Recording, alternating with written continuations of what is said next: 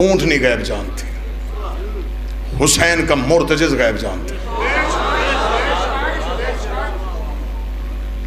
اب میرے پاس لفظ ہی نہیں ہے، میں کیا کروں؟ میں لفظ استعمال کوئی اور کروں گا تو مجمع اس لفظ کو سننے کا عادی نہیں ہے، لوگ پریشان ہو جائیں گے، لوگ چپ ہو جائیں گے۔ لہٰذا یہ باتیں ممبر کے علاوہ تو کی جا سکتی ہیں، ممبر پہ وہ بات کی جائے جس سے قوم یکساں رہے۔ میرے پاس بابا جی لفظ نہیں کہ میں صرف گھوڑا ہی لفظ کہہ رہا ہوں، میرے پاس لفظ کی کمی ہے، میں اس کے لیے گھوڑا لفظ استعمال کر رہا ہوں، ورنہ حقیقت یہ نہیں تھی۔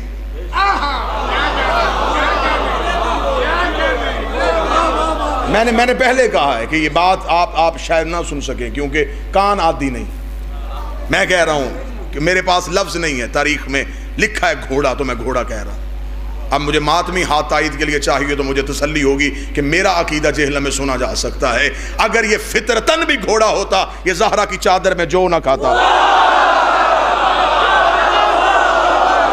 وہ ہاتھ اٹھے جو حسین کے لیے خلق ہوا ہے، وہ ہاتھ اٹھے جو علی نے ماتم کے لیے بنایا،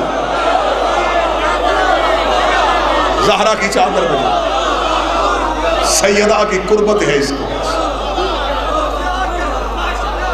چیزیں معتبر نہیں ہوتی، نسبتیں معتبر ہوتی ہیں۔ چیزیں معتبر نہیں ہوتی، نسبتیں معتبر ہوتی ہیں۔ یہ میز ہے لیکن اگر باہر لے کے جاؤں،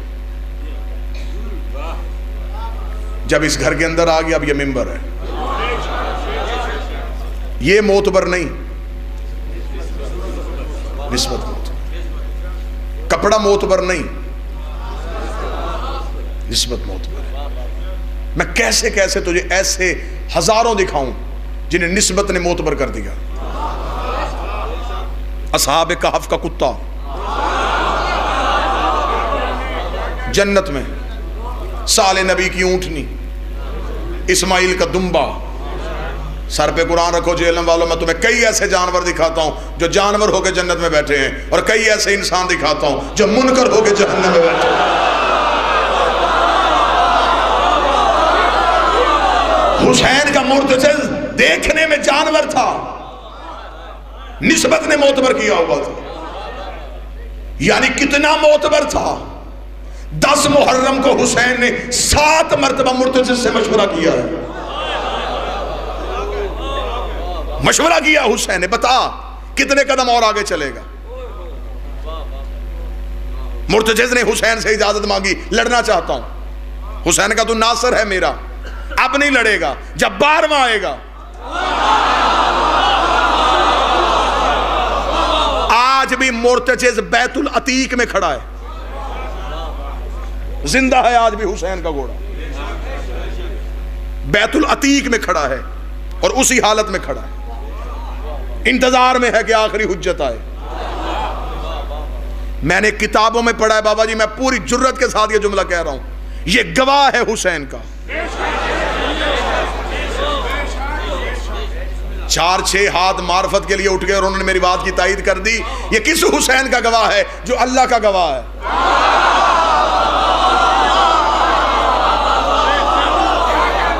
حسین بیٹھے ہوئے ہیں مرتجز پہ اور مرتجز معتبر ہے۔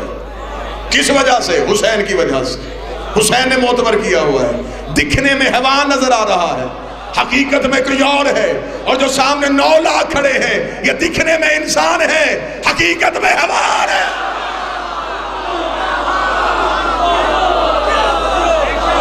سامنے انسان نہیں کھڑے۔ میں حوالہ دے دوں جو سنا ہوا حوالہ، ابو بصیر نے کہا تھا امام صادق سے، مولا اس سال تو حج میں بڑا رش ہے۔ امام نے ابو بصیر کی آنکھوں پہ ہاتھ پھیرا، اب دیکھ۔ اس نے کہا مولا کعبے کے گرد انسان ہے ہی کوئی نہیں۔ امام نے فرمایا حقیقت کچھ اور ہے، نظر کچھ اور آ رہا ہے۔ نسبت معتبر کر دیتی ہے۔ اس گھر کے جانور غیب جانتے تھے۔ اب حضرت عباس نے اپنے گھوڑے سے کہا پی پانی، اس نے کہا نہیں پیوں گا، میری وفا میں فرق آئے گا۔ یہ لفظ ہیں بابا جی۔ حضرت عباس نے اپنے گھوڑے سے کہا پانی پی، اس نے کہا نہیں پیوں گا، وفا میں فرق آئے گا۔ عباس کا گھوڑا غیب جان رہا ہے، حسین کا گھوڑا غیب جان رہا ہے، نبی کی اونٹنی غیب جان رہی ہے۔ سلیبس کی کتابوں میں لا، میں مشکل باتیں تو اس لیے نہیں پڑھ رہا کہ مجمع سننے کا عادی نہیں، میں سلیبس کی کتابوں سے حوالہ دے رہا ہوں، میں کتاب کا حوالہ دینے لگا ہوں، بالکل غیر ذمہ دار گفتگو نہیں۔ کتاب کا نام حیات الحیوان، لکھی شیعہ نے نہیں، اہل سنت بھائیوں کے عظیم رائٹر ہیں آقا دمیری، چھپی اردو بازار سے نہیں، جامعۃ الازہر مصر سے۔ بابا جی ٹھیک ریفرنس، جامعۃ الازہر مصر، چھوٹا حوالہ نہیں۔ آقا دمیری، اہل سنت میں کوئی عالم دین انکار نہیں کر سکتا۔ کتاب کا نام حیات الحیوان، اس میں انہوں نے حیوانوں کی صفات لکھی ہے، پھر اس میں انہوں نے ایک باب پورا باندھا ہے نبیوں کی سواریوں پہ، اسی میں تذکرہ کرتے کرتے یہ آخر میں آئے ہیں کہ کون کون سی ایسی سواری ہے جو نبی کے زیر اثر رہی ہے، اس سواری کا تذکرہ کیا ہے۔ اور لطف کی بات یہ ہے کہ انہوں نے اس سواریوں کا مکمل قبیلے بھی لکھے ہیں۔ اس گھر میں آوارہ جانور کا بھی کوئی کام نہیں، ہاں اس گھر میں کہیں سے پکڑا ہوا جانور بھی سواری میں نہیں آتا، اس گھر میں اگر جانور بھی آتے ہیں تو شجرے والے آتے ہیں۔ یا میں لفظ تبدیل کر دیتا ہوں، جہل میں لفظ یہ ضرور سنا جائے گا، اس گھر کا جانور بھی نسلی ہوتا ہے۔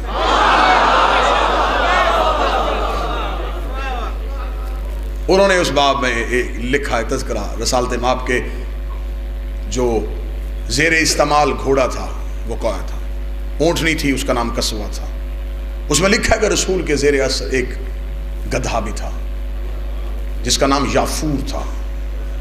یافور کہتے ہیں خاک، یہ گدھا رسول نے پالا نہیں تھا، یہ خیبر کے ایک یہودی کی ملکیت ہے۔ اب مجمع میں خاموشی ہے کہ دعویٰ ابھی آپ نے ممبر سے کیا ہے کہ ان کے جانور نسلی ہوتے ہیں، تو یہودی کا گدھا یہاں کیسے آ گیا؟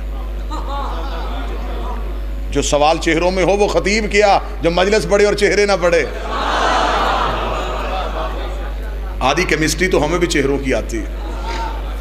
اب سرکار وہ گدھا یہودی کی ملکیت تھا، کیسے پہنچا؟ جب خیبر علی نے فتح کیا، مال خراج آیا خیبر سے، تو یہ اس میں اسی مال میں یہ بھی آ گیا۔ اب مال تقسیم ہو رہا ہے اور یہ باہر گلی میں، کیونکہ حرمت مسجد کی وجہ سے اندر آ نہیں سکتا تھا۔ جب مال تقسیم ہو گیا تو اب صحابہ خواہش مند تھے کہ اسے بھی کو لے جائے، مال مفت دل برحم۔ اب جو بھی کوئی صحابی اس کی باغ میں ہاتھ ڈالنے لگتا تو وہ سرکشی کرتا، وہ کسی صحابی کو اپنی باغ میں ہاتھ نہیں رکھنے دیتا تھا۔ لوگوں کا رش ہے، جم غفیر ہے، یہ کیسا گدھا ہے کہ یہ کسی انسان کو اپنی باغ میں ہاتھ نہیں رکھنے دینا۔ رسول مسجد سے باہر آ چکے، صحابہ کا رش دے کے رسول نے اپنے قریبی ترین نوکر سے کہا یہ رش کیوں ہے؟ یا رسول اللہ کچھ مال تقسیم ہوا ہے، اس میں سے یہ ایک گدھا تھا، یہ کسی صحابی کے ساتھ نہیں جا رہا، وہ سرکشی کر رہا ہے، تو لوگ اسے گھیرے میں آ کے پکڑنے کی کوشش کر رہے ہیں۔ رسول نے کہا انہیں نہیں پتا کہ میرے شہر میں ہر کسی کو امان ہوتی ہے، میں نے اپنے حصے کی خیرات مانگنی ہے سب کا، یہاں پہ ہر کسی کو امان ہوتی ہے۔ رسول نے کہا رش ہٹاؤ، رش ہٹایا، اب بالکل وہ گدھا سامنے اور رسالت مآب کی نظر۔ آقا دمیری نے کہا، رسول نے اسے کہا علیہ ادھر آ، سر جھکا کے نبی کی جانب چلا۔ میں تنہا بھی رہ جاؤں مجھے کوئی فرق نہیں پڑتا، لیکن جملہ میرے یہاں آیا ہے میں نیچے لے کے نہیں جا سکتا۔ کتنا اچھا گدھا تھا، نبی کے بلانے پہ چلا گیا۔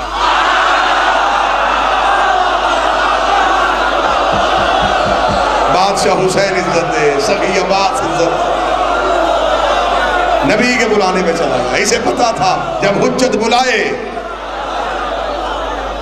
پھر جاتے۔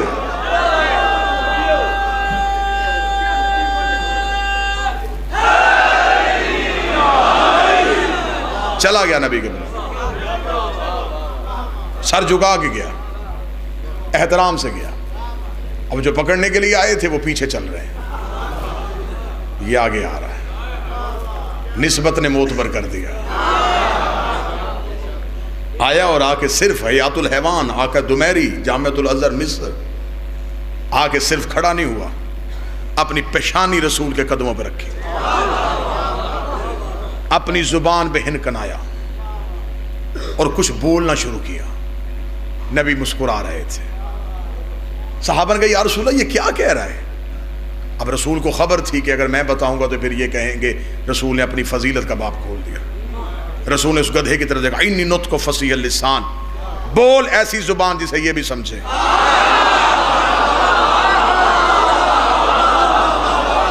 بول ایسی زبان یہ سمجھے۔ اب وہ بول پڑا عربی میں، یہ جب چاہیں جسے چاہیں عالم کر دیتے ہیں۔ بول پڑا، بولتے ہی آقا دمیری نے کہا، اس نے پہلا جملہ کہا السلام علیکہ یا رسول اللہ۔ کتنا عقیدے والا گدھا تھا، اسے پتا تھا نبی کو یا کہتے ہیں۔